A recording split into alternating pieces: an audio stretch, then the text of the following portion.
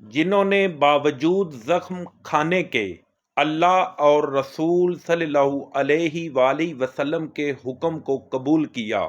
جو لوگ ان میں نیکوکار اور پرہیزگار ہیں ان کے لیے بڑا ثواب ہے۔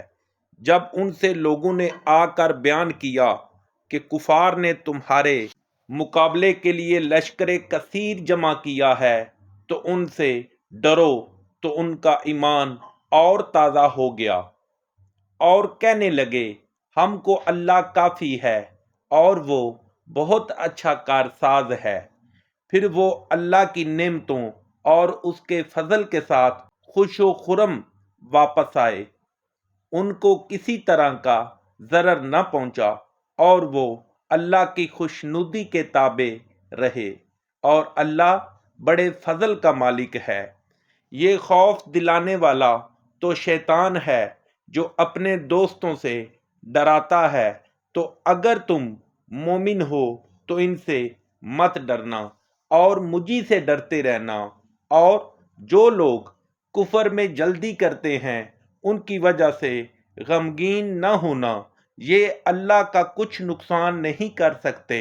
اللہ چاہتا ہے کہ آخرت میں ان کو کچھ حصہ نہ دے، اور ان کے لیے بڑا عذاب تیار ہے۔ جن لوگوں نے ایمان کے بدلے کفر خریدا وہ اللہ کا کچھ نہیں بگاڑ سکتے، اور ان کو دکھ دینے والا عذاب ہوگا۔ اور کافر لوگ یہ نہ خیال کریں کہ ہم جو ان کو مہلت دیے جاتے ہیں تو یہ ان کے حق میں اچھا ہے، نہیں، بلکہ ہم ان کو اس لیے مہلت دیتے ہیں کہ اور گناہ کر لیں، آخرکار ان کو ذلیل کرنے والا عذاب ہوگا۔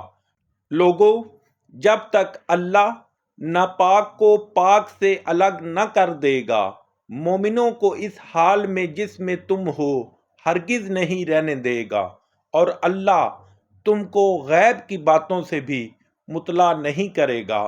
البتہ اللہ اپنے پیغمبروں میں سے جسے چاہتا ہے انتخاب کر لیتا ہے، تو تم اللہ پر اور اس کے رسولوں پر ایمان لاؤ، اور اگر ایمان لاؤ گے اور پرہیزگاری کرو گے تو تم کو اجر عظیم ملے گا۔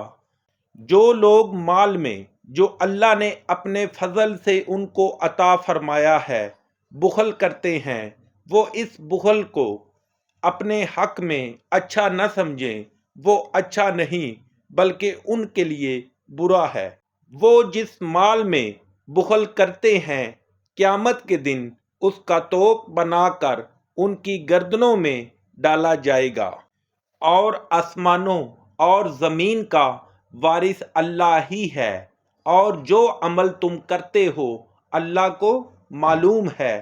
اللہ نے ان لوگوں کا قول سن لیا ہے جو کہتے ہیں کہ اللہ فقیر ہے اور ہم امیر ہیں۔